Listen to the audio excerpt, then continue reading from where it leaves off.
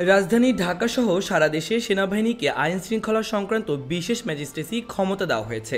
মঙ্গলবার জনপ্রশাসন মন্ত্রণালয়ের প্রেষণ 2 শাখার সিনিয়র সহকারী সচিব জ্যোতিপ্রুর স্বাক্ষর করা এক প্রজ্ঞাপনে এ তথ্য জানা যায়।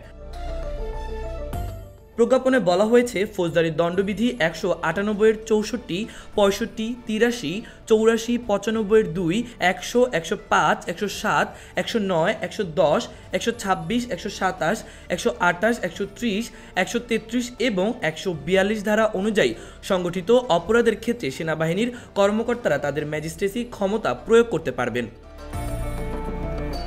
আইনের এসব ধারা অনুযায়ী একজন নির্বাহী ম্যাজিস্ট্রেট যা যা করতে পারেন সেসব জানা যাক। ধারা 64, ম্যাজিস্ট্রেটের উপস্থিতিতে অপরাধ সংগঠনকারী ব্যক্তিকে গ্রেপ্তার করা বা গ্রেপ্তারের নির্দেশ দেওয়া এবং হেফাজতে রাখার ক্ষমতা।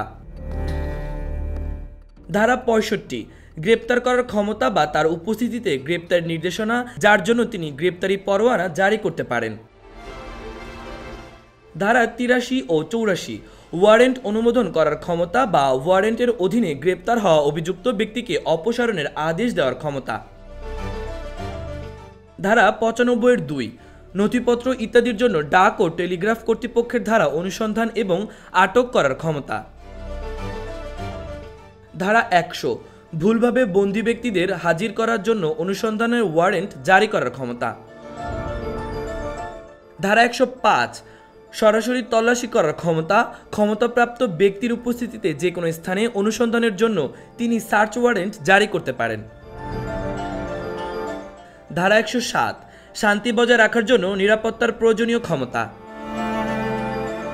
ধারা 109, ভবঘুরে ও সন্দেহভাজন ব্যক্তির ভালো আচরণের জন্য নিরাপত্তার প্রয়োজনীয় ক্ষমতা। ধারা 110, ভালো আচরণের জন্য নিরাপত্তার প্রয়োজনীয় ক্ষমতা। ধারা 126, জামিনের নিষ্পত্তি করার ক্ষমতা। ধারা 127, বেআইনি সমাবেশ ছত্রভঙ্গ করার আদেশ দানের ক্ষমতা। ধারা 128, বেআইনি সমাবেশ ছত্রভঙ্গ করার জন্য বেসামরিক শক্তি ব্যবহার করার ক্ষমতা। ধারা 130, বেআইনি সমাবেশ ছত্রভঙ্গ করার জন্য সামরিক শক্তি ব্যবহার করার ক্ষমতা। ধারা 133, স্থানীয় উপদ্রবে ক্ষেত্র বিশেষে ব্যবস্থা হিসেবে আদেশ জারি করার ক্ষমতা।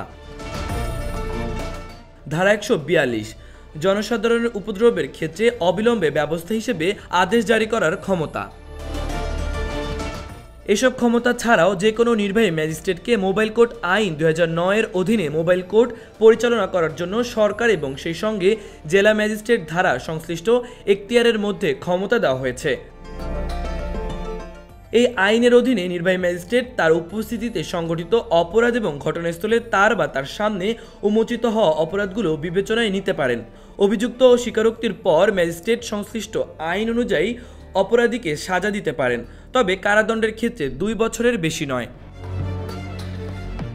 মাহবুবুর রহমান ইমন, খবর সংযোগ।